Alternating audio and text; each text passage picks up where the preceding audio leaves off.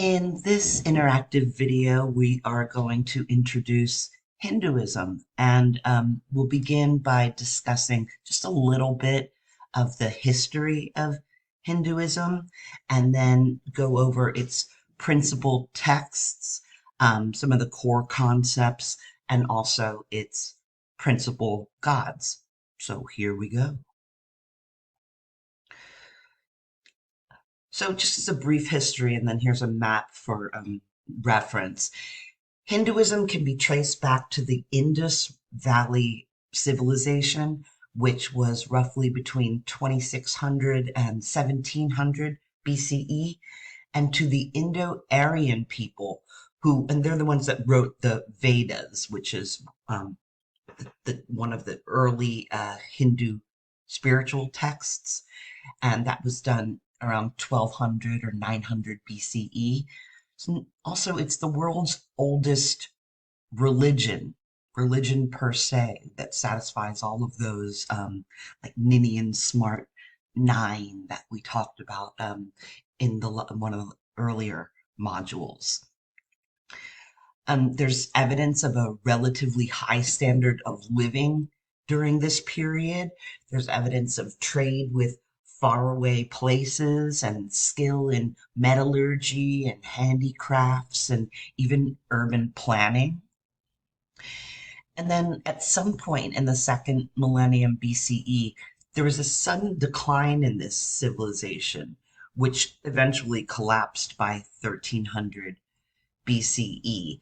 And most scholars say that climate change caused this by disrupting agriculture, but others say it was the migration of Aryans into the Indus Valley. Now, who are the Aryans? Sir William Oriental Jones, who was a philologist and lived from 1746 to 1794, described how, in his works, he described how Sanskrit, Latin, Greek, and several other ancient languages shared a common linguistic ancestor. And these languages are referred to as Indo-European, and they probably stem from a lost language that we refer to now as Proto-Indo-European. And it absolutely astounded Europeans during this time to learn that Sanskrit was closest to the original language spoken in the Indo-European territory.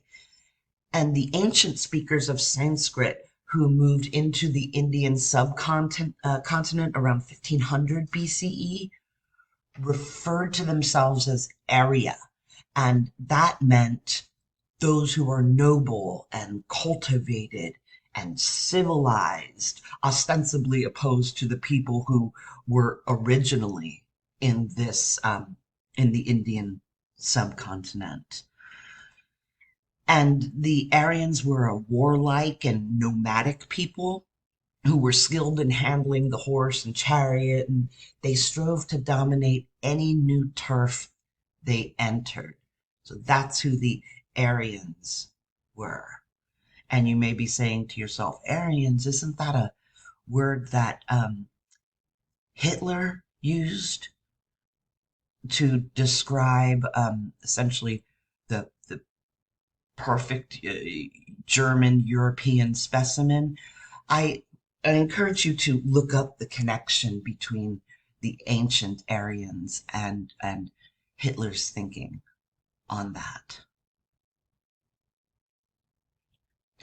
So just for a little fun, I thought we would just listen to a few words spoken in Sanskrit. I'm going to skip in this a little bit. The Sanskrit language.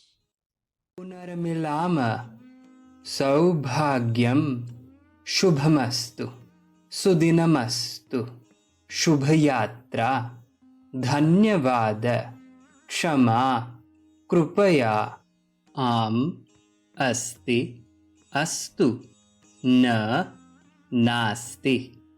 Vocabulary.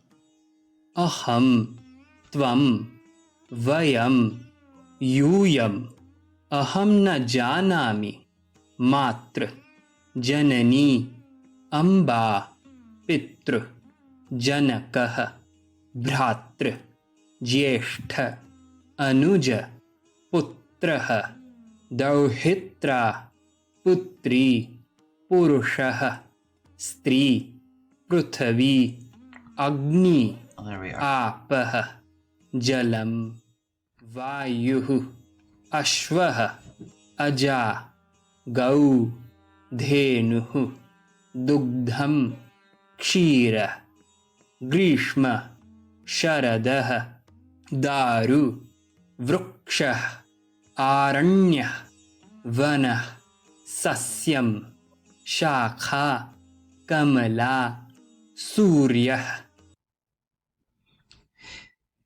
Just a sampling of what Sanskrit sounds like. And you know, what's funny is that when I found that video, I was reading some of the comments on it, and someone had said, it's amazing to me, you know, said, I'm from Lithuania, and it's amazing to me that I can understand a lot of these words. So, I mean, you know, that's not evidence of what the claims of the claims that were made linguistically, but it just kind of, you know, goes to show you that Indo-European and European languages find some major roots in Sanskrit, surprisingly.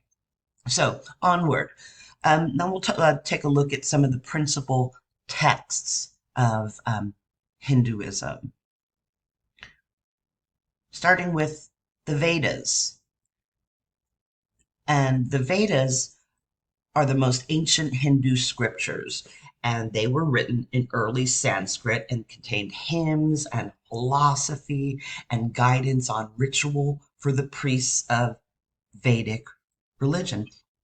And they're believed to have been directly revealed to seers or the Brahmin among the early Aryans in India, and they were preserved by oral tradition.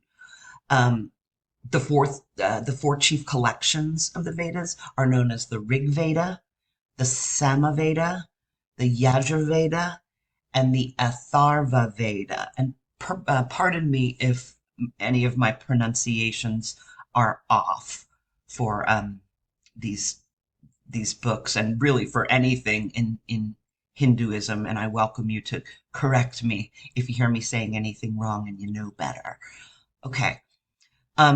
Also, the Vedas placed a heavy emphasis on rituals and sacrifice in order to sustain cosmic order and please the gods. That was their intention with these rituals and sacrifices that were described in the Vedas.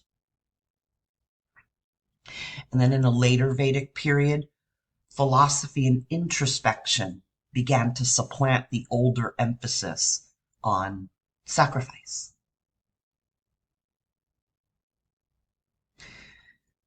The Upanishads and Upanishads, the word roughly translates to sitting down near, meant to refer to student and spiritual teacher sitting down closely or near to one another. And it's a later part of the Vedas, and it's commonly referred to as Vedanta, or end of the Vedas.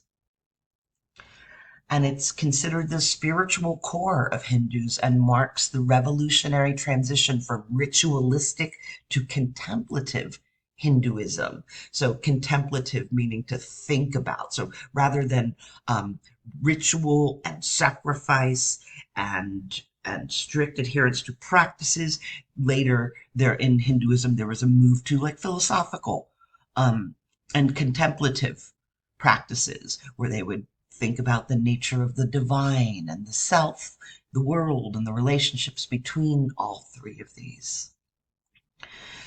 And the Upanishads contained original concepts, the original concepts of karma, samsara, reincarnation, and immortality. And many philosophers moved from urban areas to the forest to live simpler lives. And I mean by this Hindu philosophers.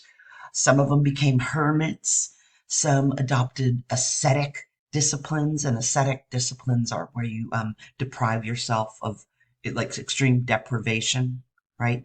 No earthly pleasures or minimal earthly pleasures, and you try to practice self-mortification, right? That's really roughly what ascetic means in this context. Some of them became wanderers.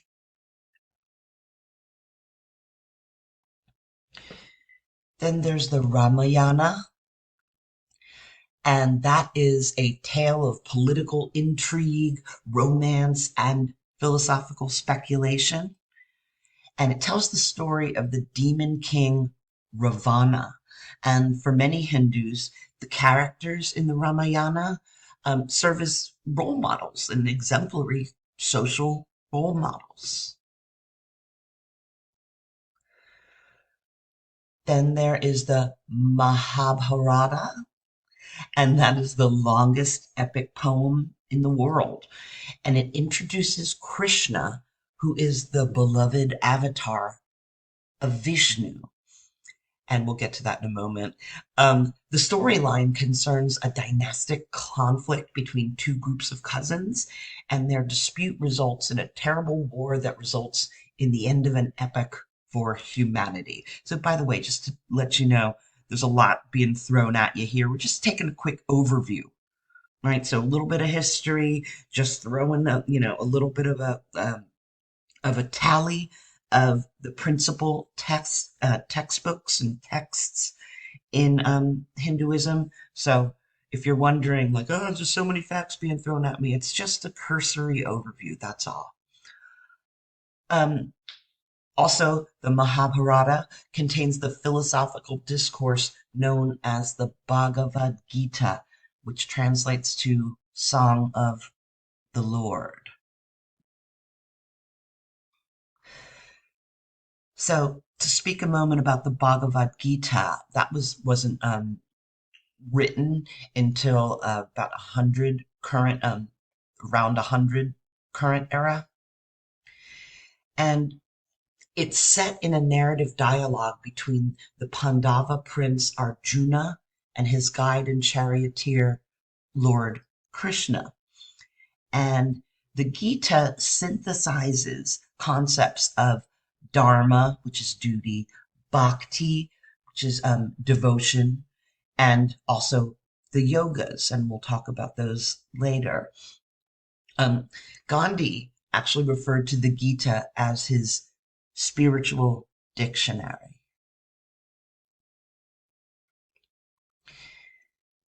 Then we have the Puranas, and the Purana means ancient in Sanskrit, and those are mythic stories that contain useful historical data, like cosmology, genealogies of gods, goddesses, kings, heroes, sages, and demigods. There's folk tales, pilgrimages, temples, medicine, astronomy, grammar,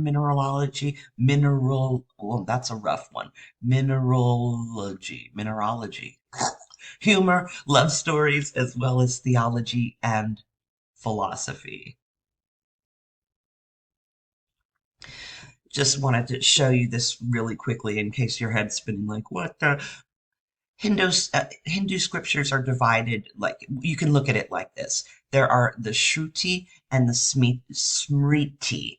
So the Shruti are that which was seen or heard by seers, the Brahmin, or that which is remembered, that which is part of tradition. So for the Shruti, we've got the Rig Veda, the Sam Veda, the Yajur Veda, the Atharva Veda, and down to the Upanishads. For the Smriti, there are all of these, and then they are laid out in all of these subsections here, just to get a quick look at how at like the archaeology of Hindu scriptures. So let's take a look at just a few of the core concepts, which we'll get into in later, in more depth in later modules. So Brahman. So for Hindus, Brahman is the ultimate and infinite reality underlying the sensible world. And by sensible, that means what we can sense with our eyes, ears, nose, mouth, taste, right? The empirical world, what a lot of people today refer to as just reality, what you can sense, right? Well, Brahman for the Hindus is the ultimate metaphysical and infinite reality that underlies and sustains the appearance of the sensible world. And then there's samsara, which is the concept of the continuing cycle of death and rebirth, is the essentially infinite cycle of death and rebirth. There's karma, which is the Sanskrit word for action or word or deed. And it's the spiritual principle of cause and effect throughout eternity. And then moksha, which is liberation. And it's the final release from the trials and tribulations of samsara. And again, more on all of these later. So that brings us to a quick look at the principal gods in Hinduism. So the main ones are Brahma, the creator. He's also known as self-born or self-caused, the Lord of speech, and the author of the Vedas, one coming from each of his four mouths. If you remember, there's four different Vedas comprising the Vedas. So in Hindu mythology, Brahma sprang from the cosmic golden egg and then created good and evil and light and dark from his own person. So he essentially created, he started from, an undifferentiated oneness wherein he created the oppositions, right? Good and evil, light and dark, etc. from himself. And then he also created the four types, which were gods, demons, ancestors, and men. And then Brahma made all living creatures upon the earth. And in the process of creating, and it could have been in a moment of distraction, the demons were born from Brahma's thigh. And so he abandoned that body, which then went on to become night or nighttime. And then after Brahma created good gods, he abandoned that body once again, that newer body, which then became day. And that meant that demons gained the ascendancy at night, and gods, which were the forces of goodness, rule the day. And Brahma then created ancestors and men, each time again abandoning his body so that they became dusk and dawn, respectively. So what you see here is essentially the creation myth of Hinduism.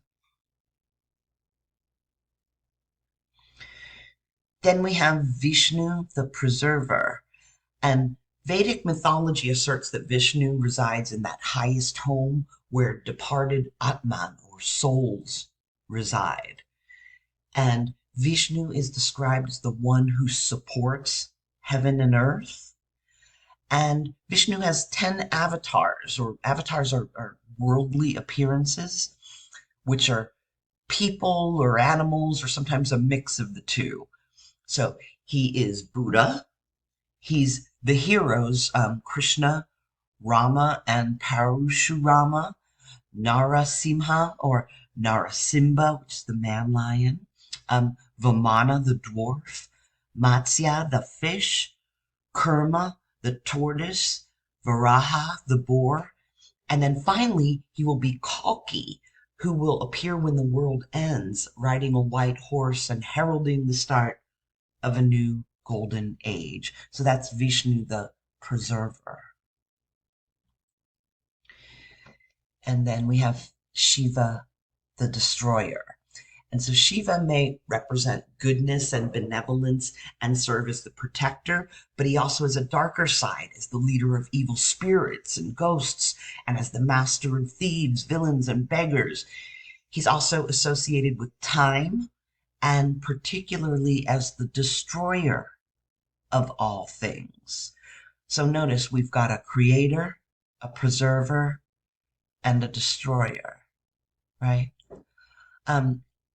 But nonetheless, Shiva is also associated with creation because they're all kind of a part of one another metaphysically. In Hinduism, the universe is thought to regenerate in cycles roughly every 2,160,000,000 years. And Shiva destroys the universe at the end of each cycle, which then allows for a new creation. And Shiva is also the great ascetic. Remember that word from earlier. So Shiva abstains from all forms of indulgence and pleasure and concentrates rather on meditation as a means to find perfect happiness. So those are just the three principal gods. But as many of you know, there are countless gods and demigods in Hinduism. Okay, so in this video we covered just a little bit of the history of Hinduism. We danced over their principal texts, a few of the core concepts, which we will unpack in later modules, and then we touched upon the principal gods as well.